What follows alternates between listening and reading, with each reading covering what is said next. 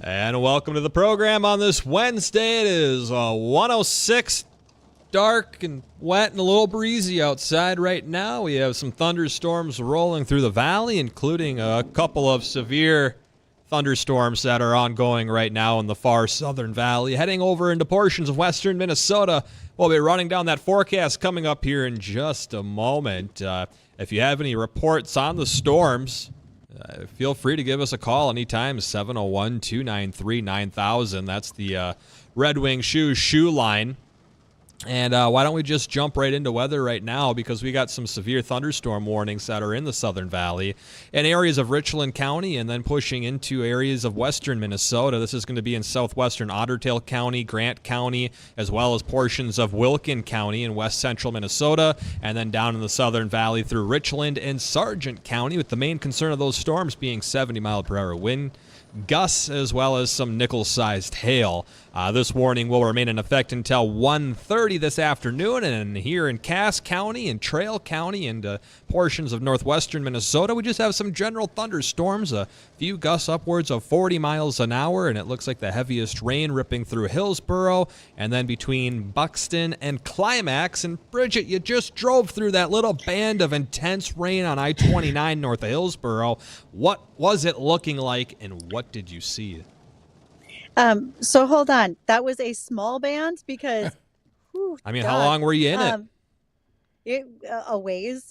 I saw a motorcyclist 20 in front of me miles? pull over as he saw it, and that poor guy, there was a look of fear. I saw it right through his helmet. It was fairly intense. I was talking with Tom Tucker on Midday News just before this, and he said, well, what could you see water standing in the ditches? I'm like, Tom, I couldn't even see the ditches. It was raining that hard at the time. I'm now in Hillsboro. It is pouring rain. I hear a fair amount of thunder. And, there are some regions that want it. I've been looking at the radar, hoping it happens at my house right now. I'd take some rainfall right there at this point, but it's coming down pretty good. Yeah, Dean desperately wants some rain in his town or his house.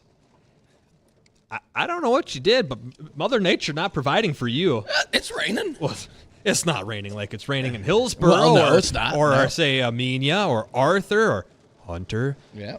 Well, we'll get the rain, but hey, we're escaping the severe weather here in the FM area at least.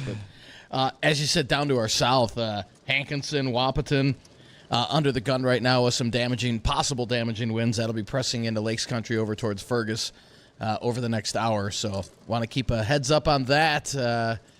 Again, we need the rain, but it's amazing. Like this whole line of storms kind of just splits around. The worst part of it, splitting around the FM area. Heavier south, heavier north. I'm just glad it's not raining in Grand Forks. Usually I'd take the rain, but not on a Wednesday. That's because it's softball night. It's softball night. Can't have the softball diamonds, although dry, oh man, up in Grand Forks, they just do not handle water very well. And if you have evening go ahead.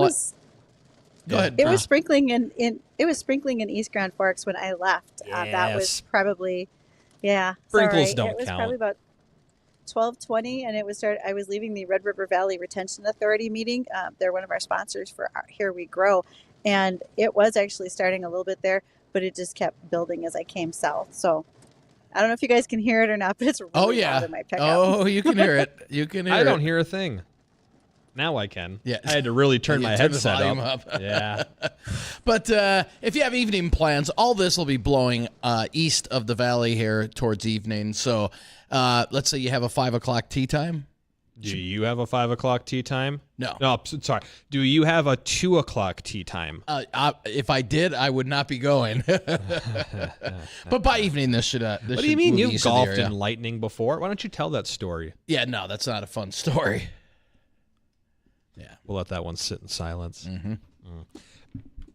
But we got some fun things coming up on the program today, including a regular check on that forecast. Again, if you have any reports on what's going on, especially with those storms down to the south pushing into the I-94 corridor of Minnesota around Fergus Falls over the next half hour to hour, feel free to give us a call. Let us know if you got any hail damage, wind damage, trees fell down, where you're located at, what happened. 701-293-9000. That's the Red Wing Shoe phone line, same as yesterday, same as tomorrow. You can also use that number to join our conversation and engage with our topics that we'll be hitting throughout the course of the next 45 minutes. And of those topics, we'll be touching a little bit about solar panels as a cash crop, as well as storing carbon in grasslands and duckweed for soil health. So some interesting stuff. So it turns out that weed has some health properties for people and as well soil now. So we'll hit on both of those topics. I thought this was a new kind of well edible that, you know, duckweed. Ducks. Yeah, well, I mean, they got catnip, duckweed, interesting, people weed. They got all sorts of weird stuff out nowadays. So you're both super wrong, but I'm just going to let you continue really? to have We're your not even on conversation. this. We're not even close. Not even close. But before we get to all of that, I do want to just mention, again, I was at the Red River Retention Authority's meeting today. It was their partner summit in East Grand Forks, and Representative Colin Peterson spoke today. He is a former congressman from Minnesota, represented Minnesota for over 30 years. He now has a consulting firm to work on lobbying, particularly on behalf of agriculture, because there are so many folks in Washington who don't have a clue what we do when it comes to ag. And really today was about fostering more research and education.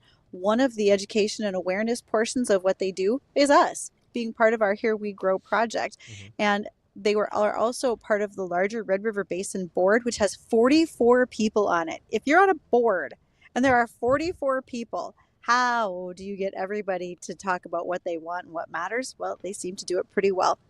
Other states and regions gotta be like a 12 by 4 or something to hold that many people. I bet it does. So this particular board, why do they matter? Well, other states and regions really look to what we're doing up here because of the fact that we cross state and international boundary waters and making sure that we fit the bill for everything that's happening. When Colin Peterson talked about the Farm Bill, he actually estimates we won't get it finished in this year. He said there's too much decisiveness in Washington at this point. Ugh. But he also felt one thing that was vitally important, and that is that we make sure we stand up for ourselves as a farm state region, that we talk with our legislators because they need to know what needs to happen here, whether it has to do with crop insurance, whether it has to do with conservation. And conservation is where the Red River Retention Authority really falls into this group because they're trying to replace infrastructure for conservation from the 1940s and the 1960s. So these are older dam structures that need to be rehabilitated and so much more. So it was a fun conversation. And I also learned that sugar has the largest PAC, Political Action Committee, in Washington, D.C. Indeed it does. A friend of mine was just out there on behalf of sugar. Really? Mm-hmm. Sugar. Sugar. Just as they say on... I will have to pull up that video from Sesame Street, but there's a whole song, Sugar. It's really cute. Da, da, da, da, da, da. Yeah, then keep going. No. Keep going. We don't want... We enjoy this. This is nice. You think when John calls annoys people... This is how my singing, that's even worse than John annoying. This is how we attract the lake place. Yeah, no. Sugar. Yeah. Go on. No? No. Beat, sugar, beat. That's the Sesame Street one. Yeah. And then the tractor goes, brop, putt. Oh, boy. This train is quickly going off the track. No, it's not. The train is just fine. We were good. I thought it was pretty funny. Glad you thought. Glad yeah, you think you don't so. though, do you? Glad you think so. Can we? Yeah. Do you like to sing? Yeah, in my house. So, kids, you want me to fill you in on this duckweed thing? Please. I think I kind of like my imagination. This isn't what got my brother in trouble with my mom when he was a teenager, is it? We already clarified that. Yeah, I don't need to ask this many questions about your family.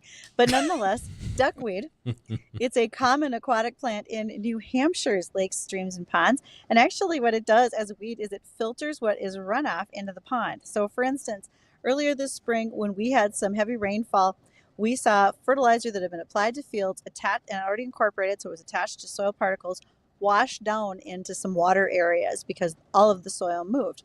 In this situation, if we had duckweed in those ponds and streams, duckweed would actually filter that. So it would filter out the fertilizer. And the hope is, and this is research being done by the New Hampshire Ag Experiment Station, they want to be able to take the duckweed, harvest it off the pond, and then spread it back out on the field like a green manure. It would be a fertilizer. It would bring the fertilizer back that may have washed off of fields.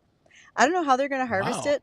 Huh. Is this giant nets? How big is this pond? We're I have a going lot to of questions invent a there. new tractor. I guess so, but the duckweed could actually significantly reduce nitrogen and phosphorus loss from various sources. Interesting. Never saw this one coming, guys. That's Wow. pretty But cool. it's pretty cool. Do you think there's enough abundance of this kind of stuff to make it a practical application use? Well, okay, so that's a great question because they're looking at it in New Hampshire, one of our smallest geographical states. So can we introduce duckweed into some place like Minnesota, who swears up and down they have 10,000 lakes? And They got then cattails. it Could would you be do the more same thing practical? with that? Because I don't cattails will think suck stuff out of the runoff. they will, but cattails are so tough to cut unless it's dry. Of course, how else are you going to get this duckweed off of a pond too? What does that kind of harvest method look like? I'd be curious to know. We're going to stick a big spinning blade on a dock boat and put some big fans on it and just go putt, putt, putt like an airboat. We're going to see. See, he's got some good We will ideas see. occasionally. I Occasionally. thought that would work. Well, I don't want to toot my own horn, but I think occasionally is a little generous. I'd agree. Yeah. It's not every day you come up All with right. something good. Anyway, we got some fun, other fun stuff coming up on the program. Greg Amundson is going to be joining us. He's the North Dakota Corn Growers Association and Root Connections event. What is the Root Connections event? Well, Greg's going to tell us all about it, why it's important, and how you could be a part Yes. of it as well. We'll touch a little bit about Corn Growers Association, what it is and its significance. And if you want to be a part of our conversation, feel free to give us a call on the Red Wing Shoe line. That's 701-293-9000, especially if you have any road warrior reports, say any fallen trees or travel is slowing down on the interstates or highways because of rain or some debris that's fallen in the road, or if you just have reports on the storms as they track across the valley and into Lakes Country. Again, we'll regularly be touching on what's going on with those storms down in Wahpeton, heading over towards Fergus Falls and Elbow Lake as they move to the northeast about 30 miles an hour. Tom, hold on here just a moment. We're going to take a quick moment and get caught up with not local news, but the American Ag Network. When we come back, Tom, you'll be first on the lines. I got 3 open lines if anyone else wants to get queued in here. Again, stay tuned. We'll be right back.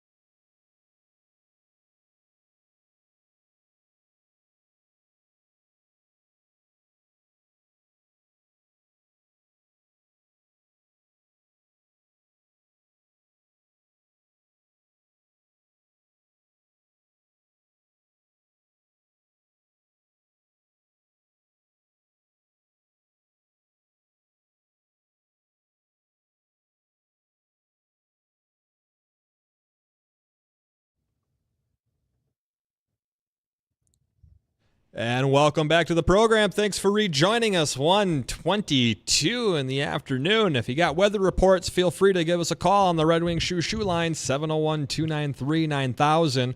We're going to head there right now. We got Tom on line 1. Tom, what's going on out there?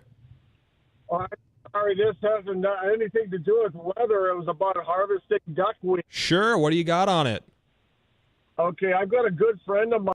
He has since passed away. I guess he used to be a good friend. He adapted a regular combine to go over water to harvest wild rice. Wow. And yeah.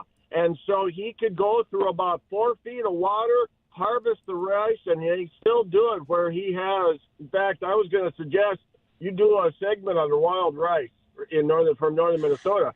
But he did this, and it would go through 4 feet of water, and they harvest he would harvest the rice off his 12,000 acre lake.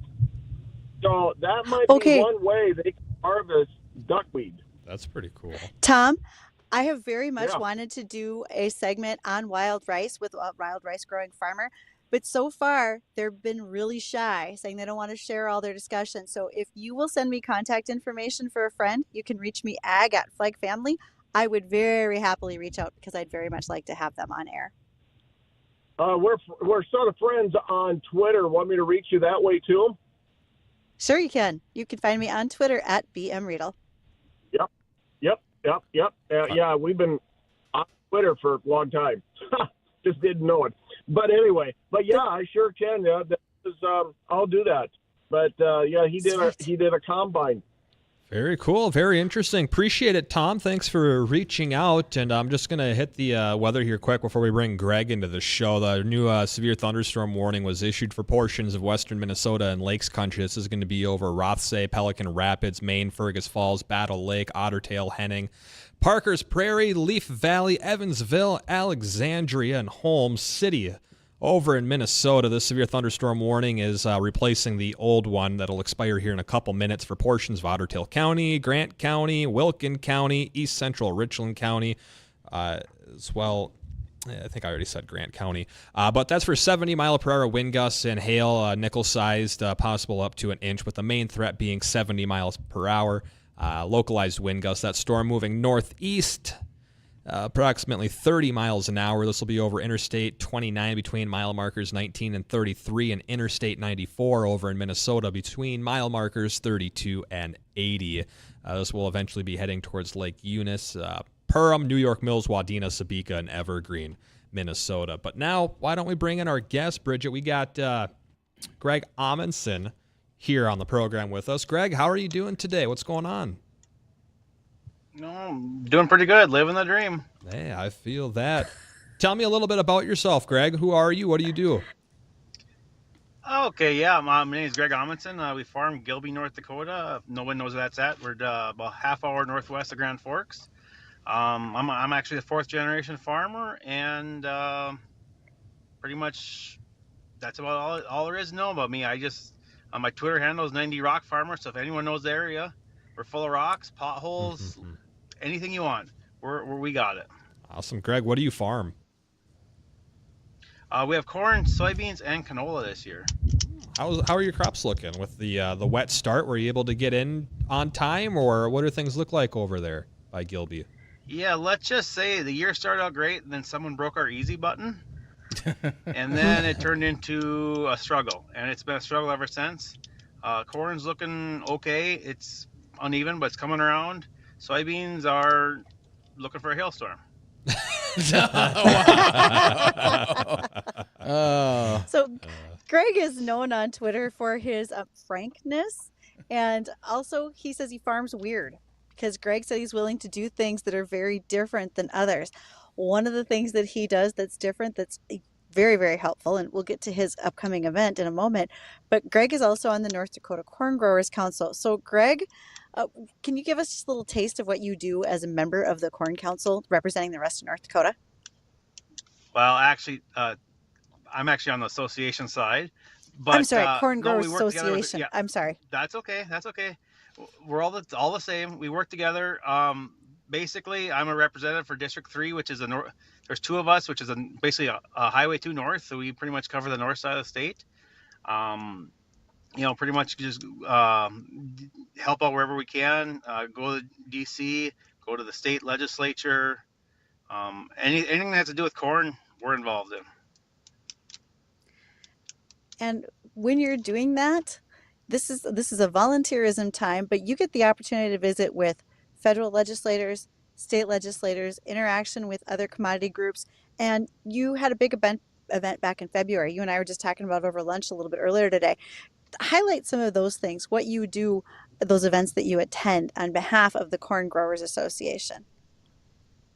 Yeah, so back in February we help host the Corn and Soybean Expo. Brings in some world-renowned speakers. Just trying to bring farmers together and educate them and let them know what's going on. I just got back from DC a week ago or so. We were out there for NCGA Corn Congress. Went on the Capitol Hill, visited legislators, just talk about priorities. Highlight for trip. I guess we went to the Canadian Embassy this time and talked about basically there are a bordering state that is actually just a country. That's right. They are a bordering state, essentially. Um, Ethanol. I want to bring that up right now because there's been a lot of discussion about ethanol and sustainable aviation fuel, and there's some rules about how to grow your corn in order for it to be considered for a sustainable aviation fuel. In your discussions in Washington, D.C. last week, has any of that been brought up? Is there some headway being made to help congressional leaders and federal agencies understand that we don't all farm corn exactly the same across the U.S.? Yeah, so that's kind of a sore subject. But basically that was pretty much predominantly what we talked about. Basically telling them that, hey, we're farmers. You're sitting behind a desk. You don't know what needs to be done out there, and we all can't do it the same. I said some of your concepts are great, and we need to institute them, but it's hard to broad pen stroke is not good for agriculture. That's exactly right. We've got to know what happens individually and in our regional areas. And one of the ways that Greg helps do that is with an upcoming event called the Root Connections. We're going to be talking about that when we return after the bottom of the hour news. I wanted Greg to visit about what that event was last year, what it's going to look like this year, and why we want to see people attend, whether you are on farm, but especially if you are non farming. So we will do that when we return. Be right back.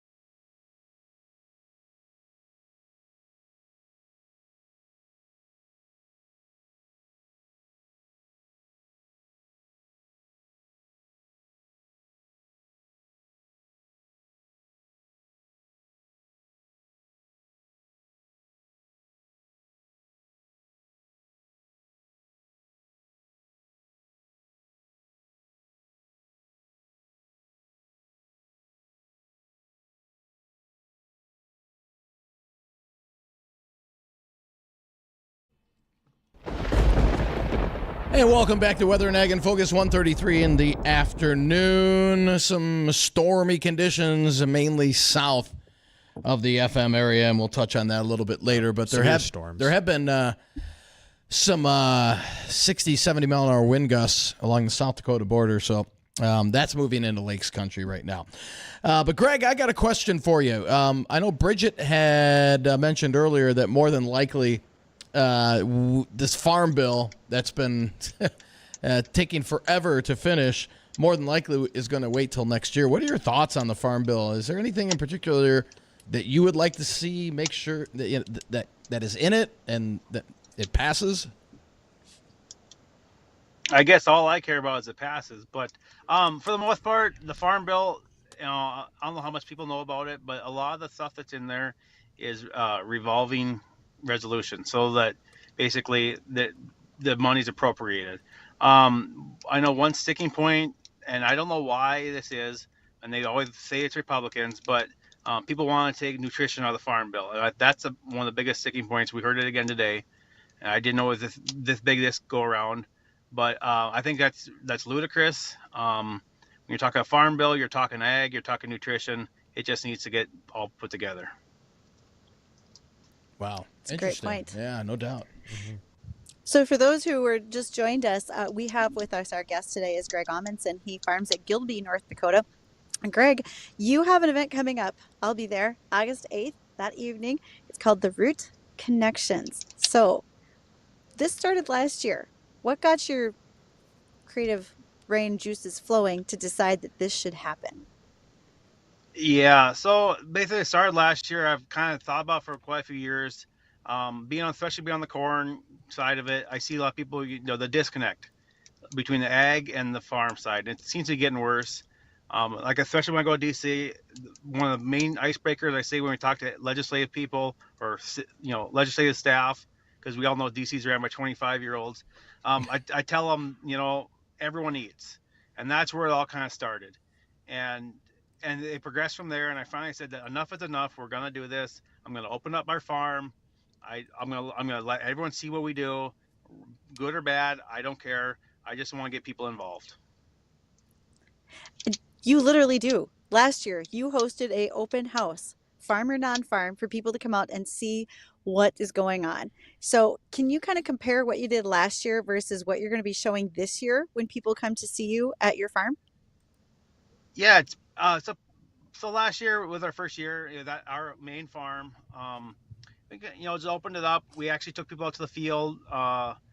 We had just a grilled up hamburgers, picnic style meal. NRCS as a water demonstration. We're going to do that again this year. So pretty much this year is a little different. It's actually going to be at our home farm, which is 2 miles away from our current farm. This is where our original farmstead is and homestead. We're just going to have it there. Just a nice open area. We'll have some of the same stuff. We'll have machinery. I have some little plots because people, that was one of the feedback we had. People want to see what some of these growing crops look like. So we got some little plots there. I have a little popcorn field in the back. We'll have for all the to look at the roots, look at the soil, everything. And we have a shed set up. We'll have all these little micro booth type of things where it says, ask a farmer, ask a soil conservation, ask 4-H. Just make connections and talk to people and meet with them. This is going to be a big day. Where you're starting at 5:00. Again, this is on Thursday, August 8th. So it's only a couple weeks away. Well, wait, hold on. That's next week. Wow, next week. And at 5:30, you have the NRCS, which is the National Resource Conservation Service. They will be doing a water simulator demonstration, likely demonstrating a potential erosion or prevention of erosion. Supper served at 6:00. And I think that's one of your neighbors who's helping out with supper that night. Correct, Greg? Well, he's not really a neighbor, but he works for a local channel dealership, which we get our seed corn from. He's basically does a lot of competition barbecue, so he'll be cooking up brisket and chicken and new potatoes, and of course we'll have sweet corn there, right on the cob. So we're gonna. Is that Mike Dufault? Mike Dufault, yep.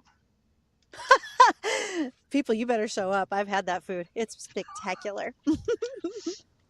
Yeah, so right after last year, after we had our first Root Connections event, I contacted him and said, August 8th next year, you're coming.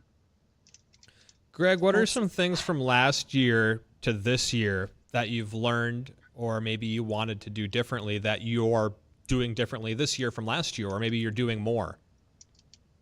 Yeah, so last year after the thing, anyone that gave us their email address, we sent out a questionnaire, asked them what you enjoyed, what you wanted to see different, what you learned, what we did wrong, what we did right.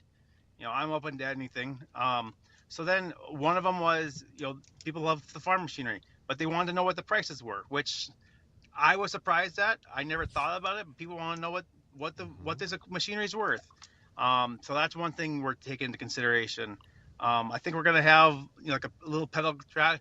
The adults get to go for a tractor ride, and they get to, they can drive the tractor if they want and run the auto steer around. But we're also gonna have a little spot for kids with pedal tractors. That we're gonna add that so they can drive tractors too. Fun. We're all basically just improving on what we did last year. Is what we're And trying to do, trying to connect Mhm. people. at the end of the night, there's a chance to win a meat bundle. So there'll be the opportunity to take home a pretty great prize. I mean, as consumers, we all shop for proteins. Here's one way to win one. I think that's a great idea as well, Greg. Yeah, so we'll have like a bingo set up. You go talk to people. We don't want to know your name. We want to know your occupation. We want you to make connections. Ask questions. Learn whatever you want. For the adults, we give away a meat bundle. Most of it's local. It's all local meat or from a local processor. Nothing bought in. And then for the kids that want to enjoy stuff, we have a combine and tractor set for them, so they can take part in it too.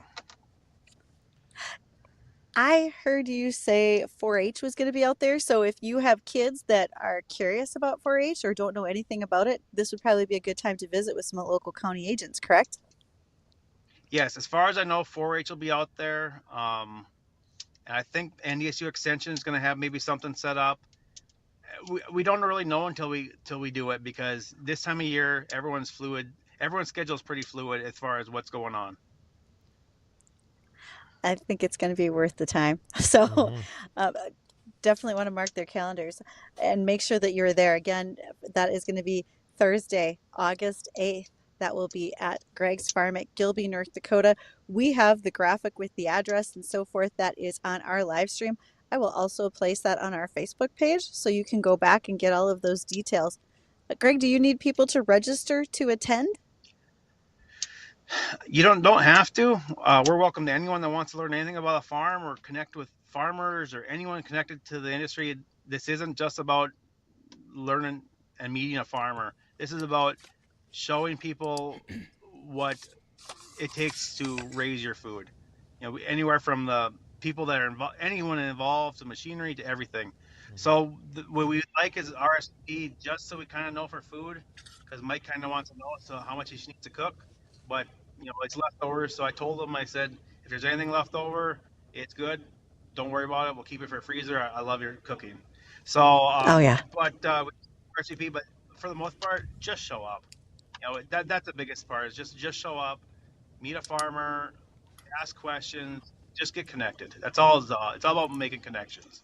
Right. And from last year, Greg, from people in or not in agriculture, what did that percentage kind of look like? Did you see a lot more folks not involved in agriculture at all coming out, or was it kind of 50-50 or mostly ag people?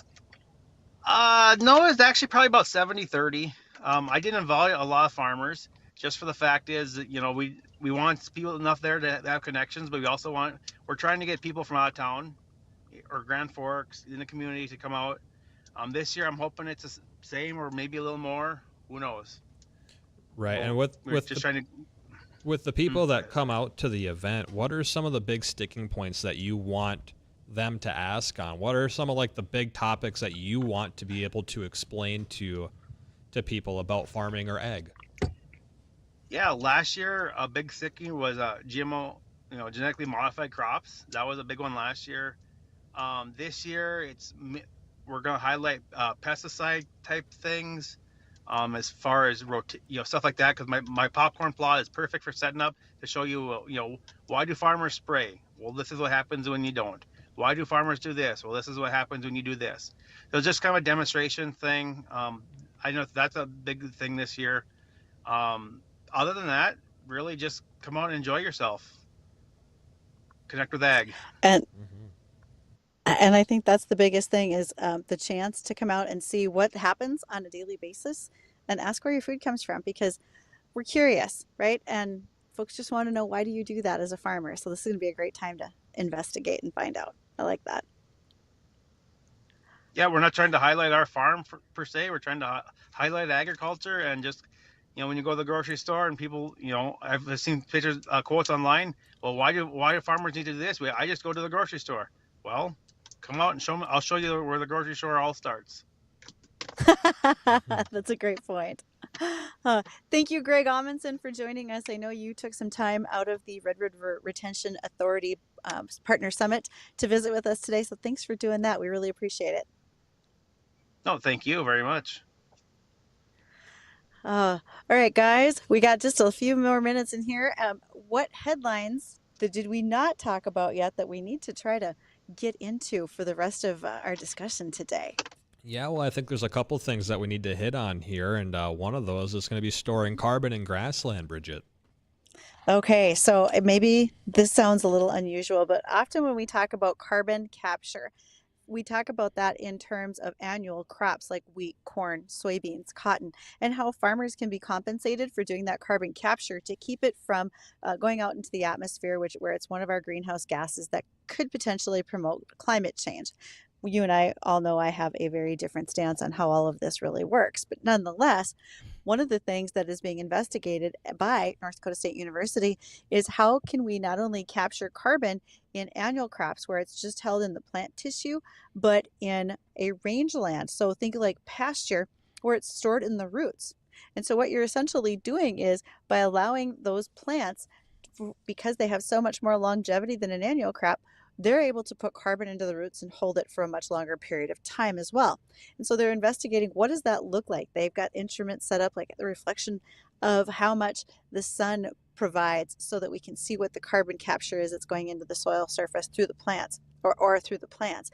They're also looking at the biomass and how much carbon would be found in the biomass under the soils. So it's a whole new discussion that we probably haven't had. Again, most of the time when we talk about carbon capture programs, we're thinking about corn and soybeans and these annual crops, but now NDSU is looking at it from the perspective of pasture and rangeland crop and a longer term storage of carbon. So when you think about it, it probably makes more sense than some of the discussions we've already had, and it could be a profit center for farmers and ranchers, particularly in years where we don't have a fabulous crop. Our guest just now, Greg Amundson, said his soybeans are looking for a hailstorm.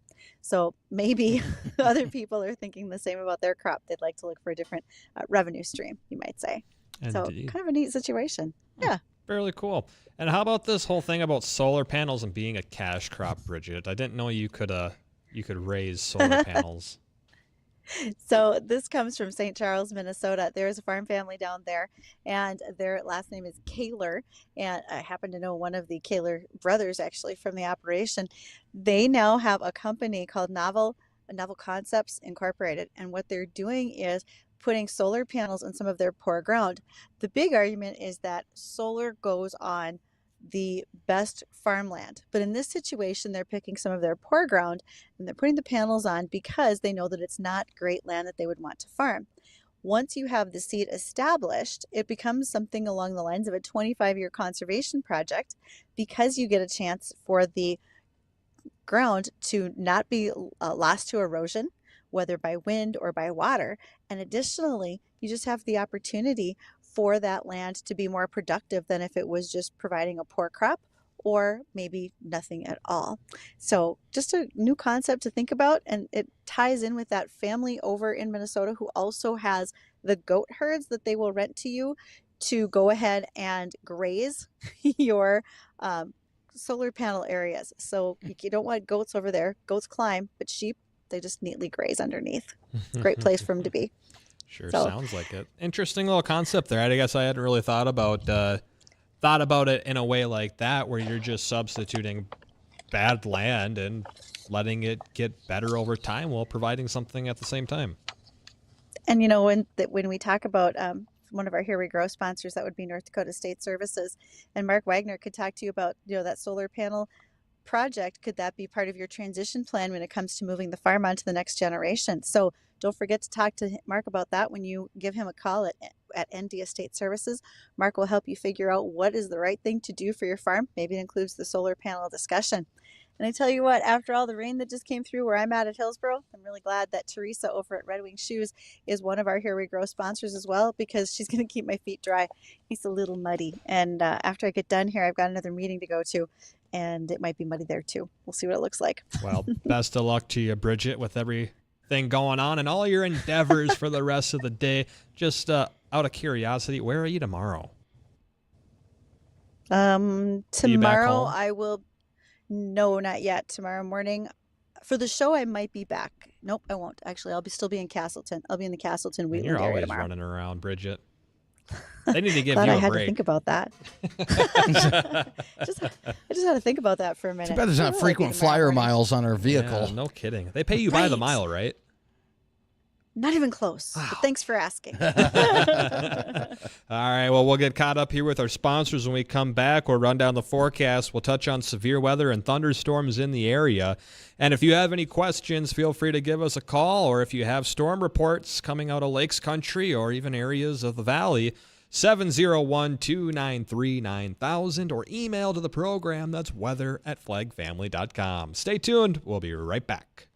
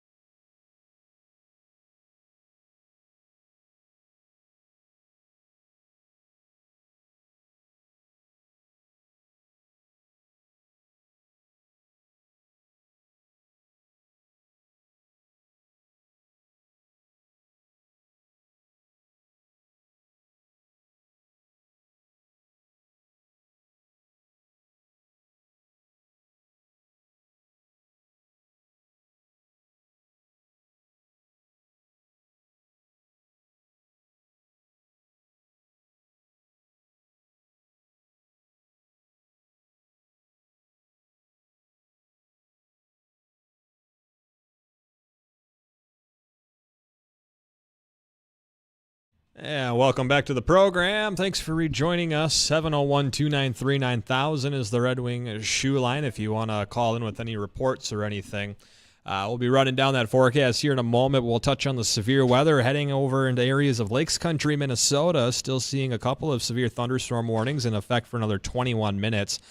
4 portions of Lakes Country over Pelican Rapids, Fergus Falls, Maine, Battle Lake, Henning, and Parker's Prairie. That portion of storms will be heading over towards Frazee, Perham, New York Mills, Wadena, Sabika, and eventually Staples, as well as a secondary severe thunderstorm warning located just south of that over Alexandria, Osakis, and Glenwood, heading towards Long Prairie and Sauk Center. So these storms will be pushing into more central Minnesota over the next couple of hours. And we're seeing some lightning, some breezy conditions, and rain over the FM Metro. This is not a severe thunderstorm, just kind of a general thunderstorm, although a heavier pocket of rain and maybe some small hail falling between Barnesville and Sabin right now, passing over I-94 in Minnesota. And then those showers and storms do extend further north up the valley into northwestern Minnesota between Hendrum, Hallstatt, Ada, Twin Valley, up towards Crookston, and now an additional thunderstorm forming over Thief River Falls right now with some pretty heavy rain and lightning in with that. Man, poor Thief River Falls. They've been just getting lit up this last weekend and into this week. A lot of rain falling up in Thief River Falls. But if you got a report you want to call in, feel free to do so. Outside of this, what's the rest of the forecast looking like? Because I got a softball game this evening. I'm trying to sneak in. You'll look west right now. I got outdoor plans this weekend that I want to get in. You're fine on that. And I also have plans next week. You might not be fine with that. Come down here for work. Am I going to be able to get out of those plans because road conditions might be bad? No, we're not at that season yet. Nice try, though. Well, nice try. What if it was storming, like really bad, like real bad? Then drive through it. Come on, man. You're younger generation. You guys are so soft. You have no idea. Yeah. We're looking at improving conditions for the rest of the afternoon here in the FM area. If you look to the west right now, you'll see brightening of the skies. It looks pretty dark over there, dude. We'll be seeing improving conditions for the rest of the afternoon. Coming in from the west, the temperatures have currently cooled off into the upper 60s. That's nice. Right now. It feels good out there. We'll see a little rebound in temperatures as we see a little more sun by later today. But other than that, the severe weather pushing off into Lakes Country. Most of the rest of the evening should be quiet, with temperatures overnight falling off into the mid to upper 60s. And then sunshine for Thursday and Friday, with highs in the upper 80s Thursday, low 90s Friday. The weekend is going to start off on the pretty warm to hot note, upper 80s on Saturday. We'll cool it off into the upper 70s on Sunday. Could see an isolated storm or two. Better chance of organized rain coming in here on Monday, with temperatures next week in the 70s. In fact, the middle of next week, our American model, the GFS, which thing is garbage. It is, but they were suggesting upper 60s for highs by Wednesday of next week. You know, I think the European was also hinting at that we could see some upper 60s. I'm all for it. Seems a little cool. Yeah, I mean, upper 60s and sunny, or low to mid 70s and partly cloudy. Both nice. It's a nice break from the heat that we've been. Ideal weather condition, Dean. What's your ideal number, range, condition? What do you like? 80, low humidity, and a little bit of a breeze.